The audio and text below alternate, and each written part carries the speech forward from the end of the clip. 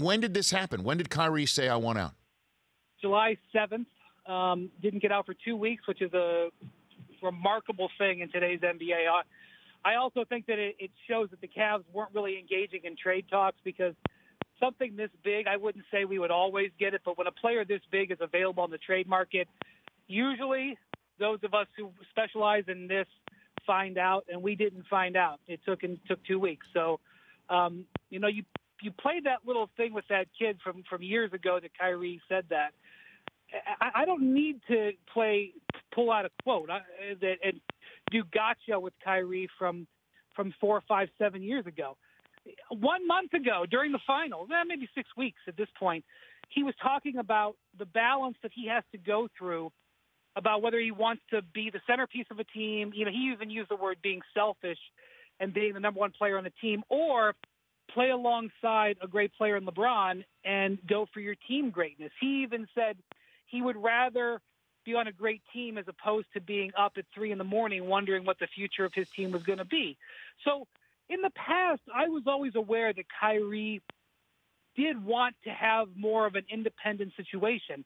His idol is Kobe Bryant. He talked about how he would go into his Mamba mentality. And Mamba mentality would be have your own team.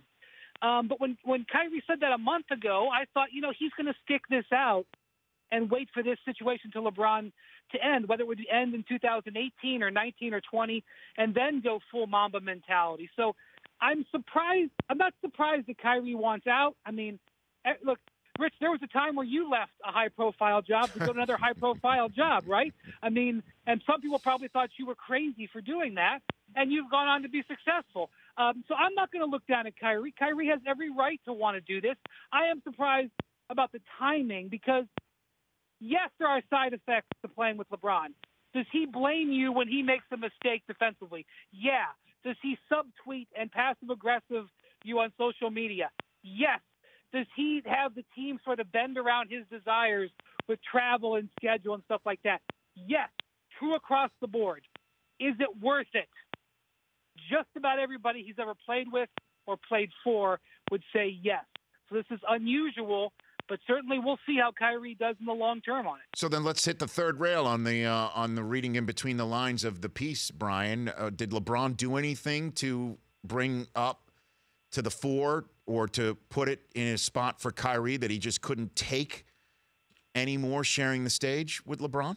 It's a wonderful question for Kyrie.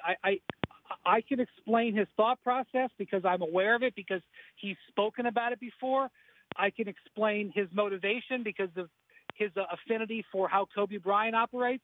I can't explain the timing. That's a question that Kyrie's going to have to answer. And again, a month and a half ago, he was talking about how this arrangement, and he even said this era. He talked about how it was important to play for the team in this era. And when he said all that, I was under the impression that he was going to continue to suppress what he wanted to continue to stay with this team. So I don't understand the timing. I don't know if something happened between then and now, or if he was just saying something to the media that wasn't true, which is not against the law, or what. But obviously, that's a great question. I don't know the answer to that one. The Rich Eisen Show, weekdays at noon Eastern on radio stations across the country and audience.